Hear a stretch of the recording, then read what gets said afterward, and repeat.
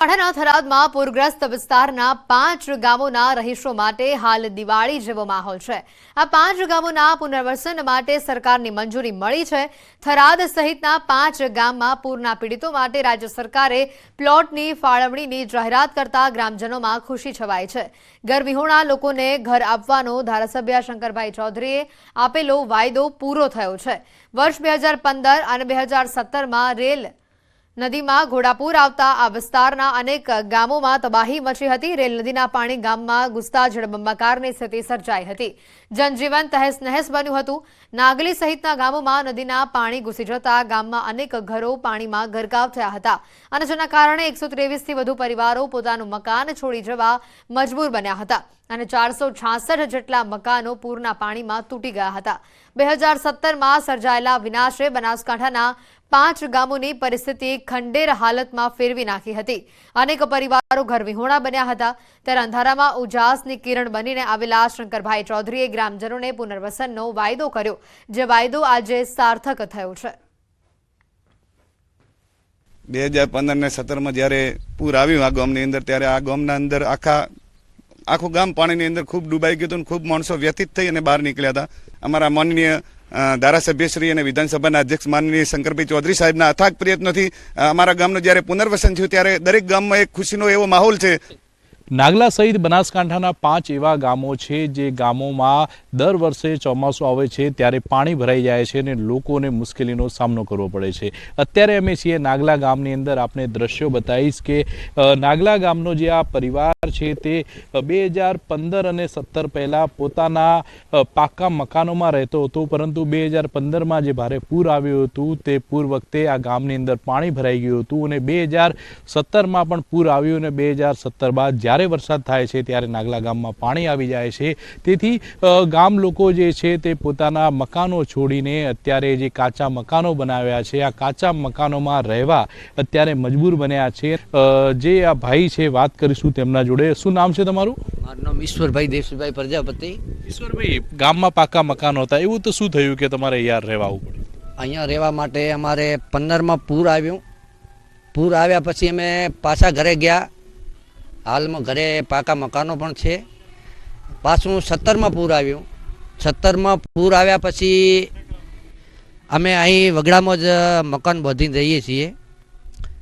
અને અત્યારે જ્યારે શંકરભાઈ ચૂંટણી લડતા હતા ત્યારે એમણે વાયદો કરેલો હતો કે હું જીતીને આવીશ તો નાગલા ગામને પુનર્વસન અપાવીશ। અને આજ જીતીને આવ્યા પછી સરકાર દ્વારા એમની કોશિશ જારી હતી અને આજે એ રંગ લાવી છે અને અમને નાગલા ગામને પુનર્વસન મળ્યું છે। પ્લોટ આપવાના છે અને મકાન દીઠ પૈસા પણ આપવાના છે। એટલે આજ નાગલા ગામને ખુશીનો માહોલ છે અને ખૂબ ખૂબ ધન્યવાદ છે શંકરભાઈ ચૌધરીને કે આજ થરાદની જનતા અને નાગલાની જનતા પણ આજ ખુશીથી ઝૂમી ઉઠી છે। જે મકાનો હતા તે લોકોને 477 નવા પ્લોટો ફાળવવામાં આવશે, તેમજ 477 જેટલા પ્લોટો પર મકાનો બનશે અને એમને સહાય પણ આપવામાં આવશે। તેને લઈને અત્યારે તો ગામમાં ખુશીનો માહોલ જોવા મળી રહ્યો છે। કિશોર તુવર, ન્યૂઝ 18 ગુજરાતી, બનાસકાંઠા। હાલમાં રાજ્ય સરકારે થરાદ સહિત 5 ગામોને પુનર્વસનની મંજૂરી આપી ઊંચાણવાળા વિસ્તારોમાં પ્લોટની ફાળવણી કરવામાં આવે છે અને જેના કારણે ગામમાં ખુશીનો માહોલ છવાયો છે। પૂરની સ્થિતિમાં લોકો સ્થળાંતર કરી ગામની બહાર વસવાટ કરે છે। ગામ લોકોએ રાજ્ય સરકાર પાસે સહાયની માંગ કરી હતી। ગામમાં શંકરભાઈ ચૌધરીના અથાગ પ્રયત્નોથી ગામનું પુનર્વસન થતા ગામમાં દિવાળી જેવો માહોલ જોવા મળી રહ્યો છે। ગામના લોકોએ ન્યૂઝ 18 સમક્ષ પોતાની વ્યથા અને ખુશી વ્યક્ત કરી અને ગ્રામજનોએ રાજ્ય સરકાર અને શંકરભાઈ ચૌધરીનો આભાર પણ વ્યક્ત કર્યો। જ્યારે પૂર આવ્યું 2015 ને 17માં, ત્યારે અંદાજે લગભગ 125 પરિવારો એ અસરગ્રસ્ત થયા હતા। એમને પોતાનું ઘર છોડવું પડ્યું હતું અને એમાંથી ઘણા બધાને રેસ્ક્યુ કરીને પણ બહાર કાઢ્યા હતા। એ બધા જ પરિવારો આજે એમના ઘરે દિવાળી જેવો માહોલ થયો છે। તો ખૂબ રાજી અમે તો પ્લોટ આલી જઈએ તો અમે સરકારને ખૂબ રાજી છું। હા, ગરીબ માટે પ્લોટ આલે મને તો ખૂબ અમે ધન્યવાદ દઈએ સરકારને। હા, તો ખૂબ ખુશી આવી છે સાહેબ। આ થાપરામાં મેં પડ્યા હતા, મચ્છરા ખાઈ જાય, એના કરતા સરકાર આલે ખૂબ અમે રાજી। હા, વરસાદ આવે તો હેરાન ગતિ થવા બાળ બચ્યા અમે।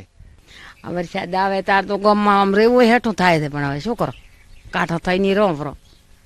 2015 ને 17માં જે પૂરની પરિસ્થિતિ ભયંકર હતી અને એ ટાઈમે માણસોને ઉપર આબ ને નીચે ધરતી હતી અને આજ સુધી પણ અમુક કુટુંબો તો બહાર સ્થળાંતર કરીને ગયેલ છે. પણ કાલના જે સમાચાર સાંભળ્યા છે અને ગામમાં પણ સમાચાર મળ્યા છે કે ભાઈ હવે આપણે પુનર્વસનનો જે નથી જેને જવાનો છે પુનર્વસનમાં એ તો બહુ ખુશીની લાગણી અનુભવી રહ્યા છે.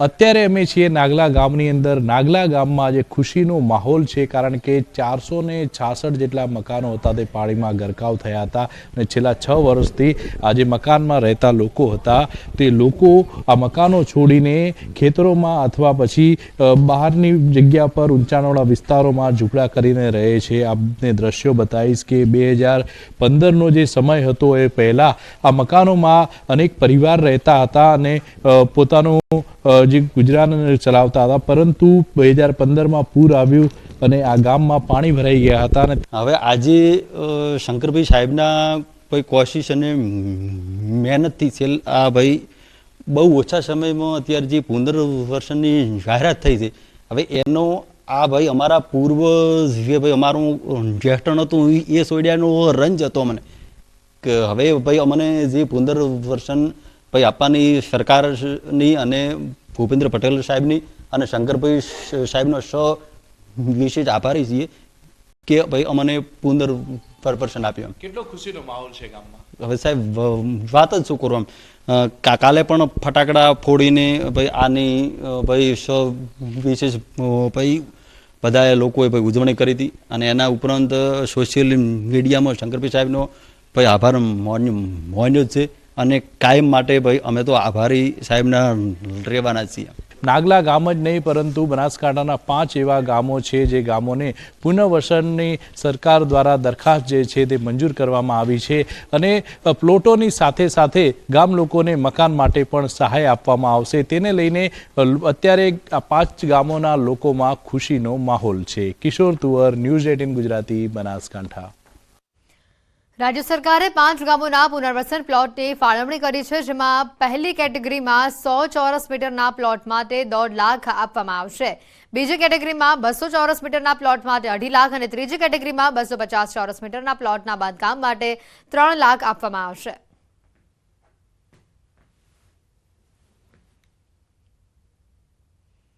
કહેવાય છે ને કે શ્રદ્ધા હોય ત્યાં પુરાવાની જરૂર નથી હોતી. જી હા, મહારાષ્ટ્રના કંઈક એવા જ એક ભક્ત છે જે માતાજીના દર્શન કરવા પગપાળા ઘરેથી નીકળ્યા છે. દેવીદાસ નામના શ્રદ્ધાળુ માર્ગ ઉપર દરરોજ 10 કિલોમીટર આળોડતા અને હાથ પગમાં સાંકળ બાંધી જઈ રહ્યા છે. પોતાના દીકરાને માતાજીએ સાજો કર્યો હોવાની શ્રદ્ધા સાથે 1700 કિલોમીટર લાંબી વૈષ્ણોદેવીની પદયાત્રા પર તેઓ આ રીતે આધેડ નીકળ્યા છે. પુત્રને પ્લાસ્ટિક સર્જરી કરવામાં આવી હતી અને પુત્રનો તેમાં આબાદ બચાવ થયો. ત્યારે દેવીદાસે માનતા માની હતી કે માતાજીના દર્શને જશે. માતાજીએ તેઓની માનતાનો સ્વીકાર કર્યો. દેવીદાસ અને પુત્ર એક વખત તો સફળતાપૂર્વક જઈ આવ્યા છે. આસ્થા અને રાખેલી માનતા મુજબની